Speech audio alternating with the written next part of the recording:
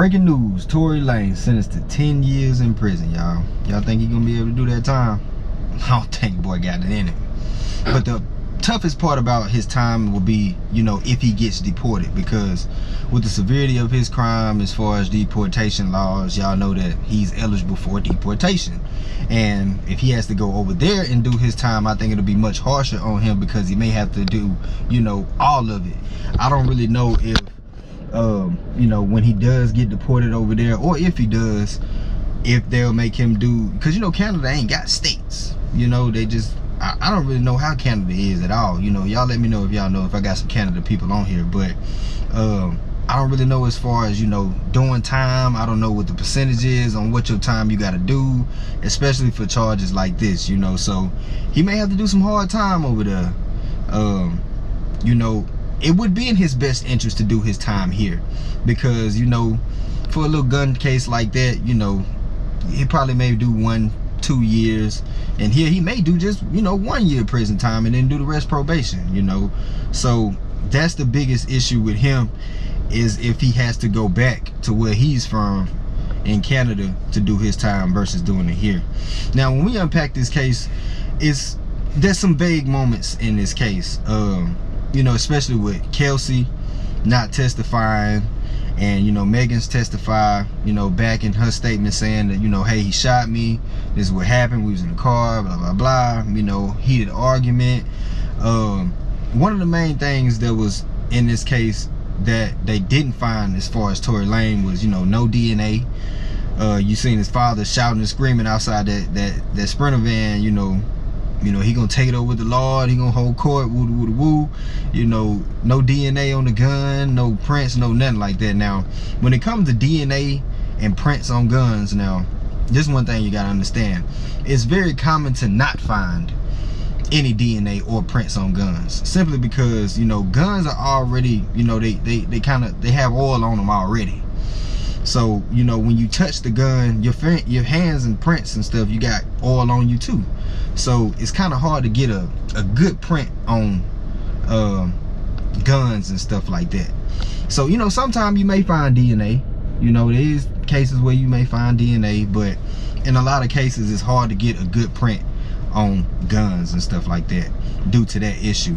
So they didn't find that, but the most hard facts about it was that Megan got shot, pulled a slug out of her foot, and where they found the position of the gun, it was on the floor where Torey was sitting at. So 9 times out of 10 he fired that gun.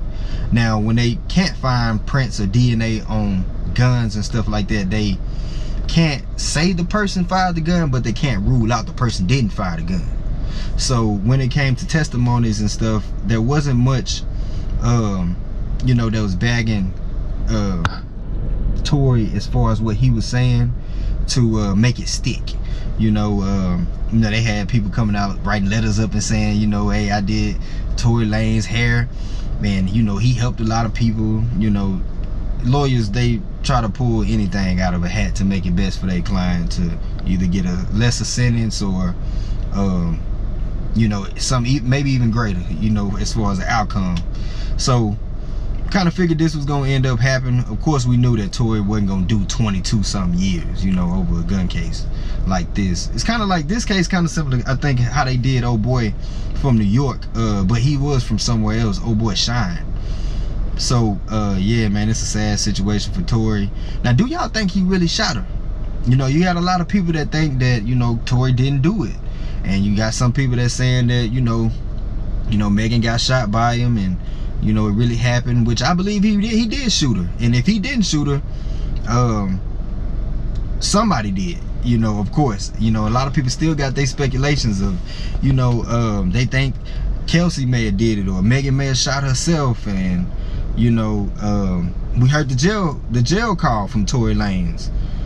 I don't know why these boys be talking like this on these jail phones, but you know, he don't know, he ain't from over here. He should know anyways. But in the jail phone call, when he was talking to, I think it was Kelsey, and, you know, he explaining what happened that night, saying he was sorry, you know, he was drunk, and, you know, basically kind of self-snitching, basically, you know, and evident that he did what he did. And it was just one of them nights where they was just too lit.